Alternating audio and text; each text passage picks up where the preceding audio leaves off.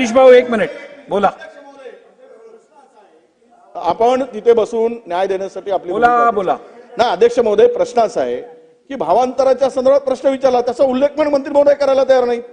जी gap आहे त्या संदर्भातला प्रश्न सदस्य विचारतायत, किमान त्याचा उल्लेख करा. काय आपण देणार नाही देणार अडचणी आहेत सांगा तरी, पण त्याचा उल्लेखच करायचा आणि टाळायचा. आज शेतकऱ्याला 6,200 6,300 रुपयांनी खरेदी आहे.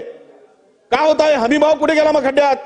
आणि तुम्हीच सांगितलं की हमी भावातली गॅप आम्ही भरून देऊ, मग त्या भरून का देत नाही?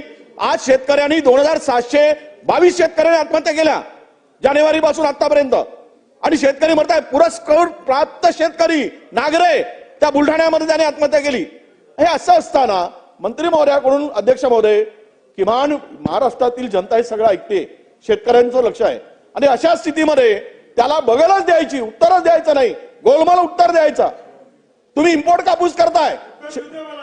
भाऊ दे त्यांचं. नाही ना, मला बोलू द्या ना, मग उत्तर द्या ना तुम्ही. अध्यक्ष महोदय, त्याला गोळमाल का उत्तर देताय? इम्पोर्ट का केला गेला कापूस?